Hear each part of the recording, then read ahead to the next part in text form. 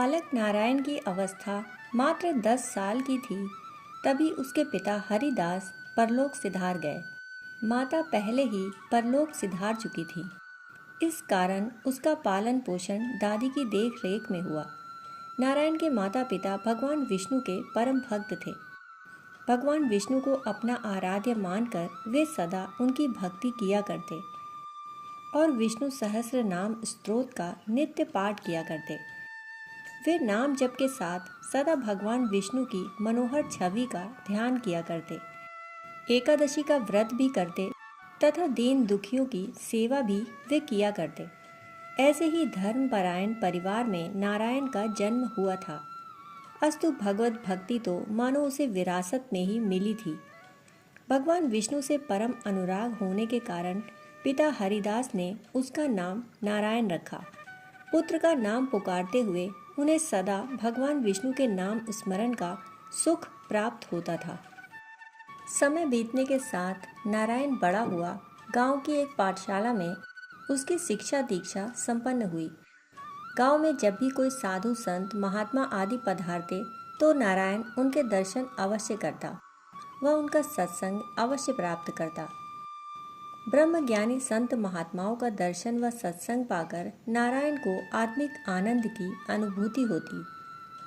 रामनवमी के अवसर पर नारायण के गांव में एक महात्मा जी का आगमन हुआ। शाम में सत्संग की व्यवस्था की गई। गांव के सभी लोग उसमें सम्मिलित हुए। नारायण भी अपनी दादी के साथ सत्संग के लिए अग्रिम पंक्ति में बैठा। महात्मा जी ने अपने प्रवचन का आरंभ रामचरितमानस की पंक्तियों से किया। महात्मा जी के मुख से भगवान राम के प्रकट होने के प्रसंग को सुनते हुए नारायण को ऐसा प्रतीत हो रहा था मानो वह भगवान राम के प्राकट्य को अपने नेत्रों से देख रहा हो। इस प्रसंग को सुनते हुए नारायण के हृदय में आनंद की लहरें उठने लगीं, मानो उसकी आत्मा ब्रह्मानंद में समा गई हो। उसका रोम रोम पुलकित हो उठा। उसकी आंखों से भगवत प्रेम अश्रु बनकर बहने लगा। जैसे जैसे भगवान राम की कथा आगे बढ़ती गई, वैसे वैसे नारायण के हृदय में भगवान के प्रति प्रेम और भी अधिक उमड़ता गया और वह भाव विवल होता गया। प्रभु प्रेम के प्रसंग में वो डूबता जाता और उसकी आत्मा परमात्मा के परम आनंद में उतरती जाती। जैसे अनुकूल जलवायु पाकर किसी नन्हे से बीज से कोई पौधा अंकुरित पुष्पित व पल्लवित होने लगता है, ठीक वैसे ही यदि व्यक्ति के हृदय में भगवत प्रेम भगवत भक्ति बीज के रूप में विद्यमान है तो वह बीज ब्रह्मज्ञानी गुरुओं महात्माओं का दर्शन सानिध्य व सत्संग पाकर तुरंत ही अंकुरित पुष्पित पल्लवित होने लगता है। नारायण के साथ भी कुछ ऐसा ही हो रहा था।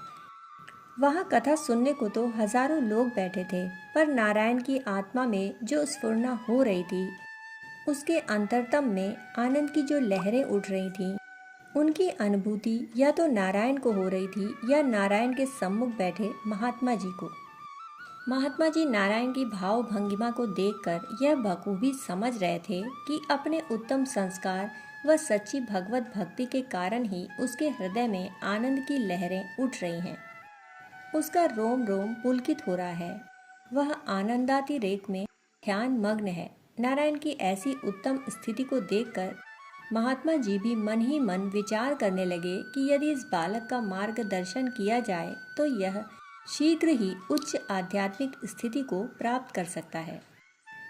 भगवान राम के जीवन चरित्र, उनके द्वारा स्थापित आदर्श व मर्यादाओं का सांगोपांग वर्णन विश्लेषण करते हुए महात्मा जी ने अंततः कथा का समापन किया। अब आरती की तैयारी की जा रही थी कि तभी नारायण ने महात्मा जी से विनती करते हुए एक प्रश्न करने की आज्ञा मांगी। महात्मा जी से प्रश्न पूछने की आज्ञा पाकर नारायण ने पूछा, महात्मन, जिस प्रकार भगवान राम माता कौशल्या के सम्मुख प्रकट हुए, ठीक उसी प्रकार क्या वे मेरे सम्मुख भी प्रकट हो सकते हैं? और भगवान मेरे जीवन में प्रकट हुए हैं, इसका आभास या अनुभव मुझे कैसे हो सकता है? नारायण के हृदय से निकले हुए सच्चे सार गर्भित प्रश्न को सुनकर महात्मा जी बड़े हर्षित हुए और बोले, वत्स जो सर्वव्यापक, निरंजन, निर्गुण, विनोद रहित और अजन्मा ब्रह्म है, वे ही प्रेम और भक्ति के कारण कौशल्या जी के सम्मुख प्रकट हुए। जिसके हृदय में भगवान के लिए सच्ची प्रीति है, भक्ति है, उस हृदय में भगवान अवश्य ही प्रकट होते हैं। यदि तुम निरंतर भगवत भक्ति करते हुए अपने मन को निर्मल बना लो तो तुम निश्चित ही भगवान को प्राप्त कर सकते हो, क्योंकि जिसका मन निर्मल है वही प्रभु को प्राप्त कर सकता है। पर जिनका हृदय छल कपट से भरा हुआ है, उनके हृदय में भगवान प्रकट कैसे हो सकते हैं। महात्मा जी आगे बोले, भगवान आनंद के समुद्र व सुख की राशि हैं, इसलिए भगवान का सुमिरन, स्मरण, ध्यान करते हुए भक्त के हृदय में, आत्मा में प्रभु आनंद के रूप में प्रकट होते हैं। इसीलिए सच्चा भगवत भक्त सदा आनंदित व प्रफुल्लित रहता है। भगवान करुणा सिंधु हैं, अर्थात करुणा के सागर हैं। अतः भगवान भक्त के हृदय में करुणा के रूप में प्रकट होते हैं। भगवान प्रेम के सागर हैं, अस्तु भगवान भक्त के हृदय में प्रेम के रूप में प्रकट होते हैं। भगवान ज्ञान स्वरूप हैं, इसलिए भगवान भक्त के हृदय में ज्ञान के रूप में प्रकट होते हैं। जब भक्त के हृदय में करुणा, प्रेम, संवेदना आदि दिव्य भावनाएं उमड़ने घुमड़ने लग जाएं, तब यह समझ लेना चाहिए कि उसके हृदय में भगवान प्रकट हो चुके हैं। भक्त के हृदय में भगवान ज्ञान के रूप में प्रकट होते हैं और ज्ञान के प्रकट होते ही भक्त का अंतस ईश्वरीय आलोक से आलोकित हो उठता है। उसे नित्य अनित्य, सत्य असत्य का बोध होने लगता है। तब भक्त के हृदय में सबके लिए करुणा, प्रेम, संवेदना की भावनाएं उमड़ने घुमड़ने लगती हैं। वह जीव मात्र में भगवान के स्वरूप को निहारने लगता है। वह जीव सेवा को ईश्वर की सेवा मानने लगता है। वह संपूर्ण ब्रह्मांड को ही भगवान की अभिव्यक्ति मानने लगता है। तब वह इस संपूर्ण ब्रह्मांड को ही परमात्मा की साकार प्रतिमा के रूप में देखने लगता है। वह इसकी पल पल अनुभूति करता है। वह विश्व रूप, ब्रह्मांड रूप भगवान की पूजा अपने कर्तव्य कर्मों के माध्यम से करने लगता है। भगवान भक्त के हृदय में सच्चाई के रूप में प्रकट होते हैं। इसलिए सच्चा भगवत भक्त कभी भी सत्य के मार्ग से, सच्चाई के मार्ग से विचलित नहीं होता। वह कभी भी धर्म के मार्ग का परित्याग नहीं करता। उसे यह दृढ़ विश्वास होता है कि सत्य ही ईश्वर है, अस्तु उसे सत्य मार्ग पर ही चलना है। वह यह मानता है कि सत्य के मार्ग पर चलना ही ईश्वर के मार्ग पर चलना है। सत्य के मार्ग पर चलने वाला व्यक्ति परेशान हो सकता है, पर परास्त नहीं, क्योंकि सत्य के रूप में ईश्वर सदा उसके साथ होते हैं। भक्त भगवान की इच्छा को ही सर्वोपरि मानता है। भगवान की इच्छा ही उसकी इच्छा बन जाती है। वह समाज में अनाथों का नाथ बनकर रहता है।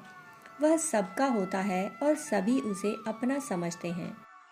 वह जीवन की कठिन से कठिन परिस्थितियों में भी अपनी ईमानदारी, जिम्मेदारी, समझदारी और बहादुरी को बनाए रखता है।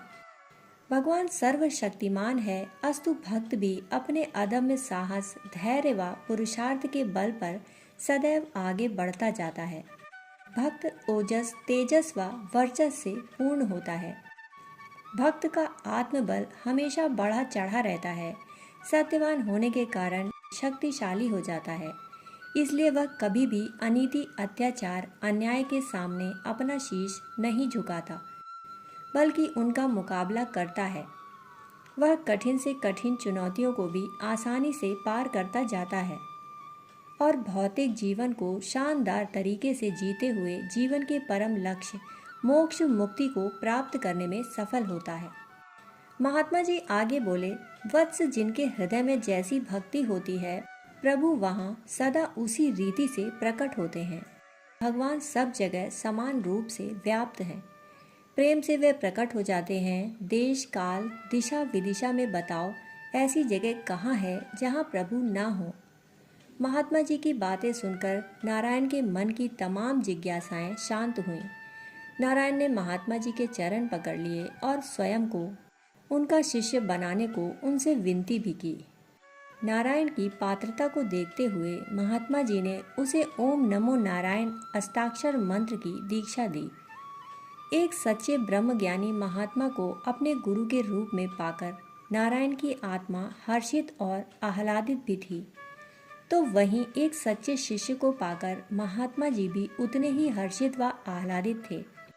अनंत चतुर्दशी का वह पावन अवसर नारायण के जीवन में सचमुच एक नया जीवन लेकर आया। उधर महात्मा जी अपने गंतव्य को प्रस्थान करने से पूर्व नारायण को नित्य भगवत स्मरण, ध्यान, जप, स्वाध्याय व जन सेवा का उपदेश दे गए। नारायण भी अपने गुरु के द्वारा प्रदत्त ज्ञान को हृदयंगम करते हुए जीवन जीने लगा। आखिर वह मधुर पल भी आया जब ध्यान में मग्न नारायण के सम्मुख स्वयं नारायण अपने चतुर्भुज रूप में, प्रकाश रूप में प्रकट हुए और भगवान के प्रकट होते ही नारायण के हृदय से ये उद्गार भी निकल पड़े।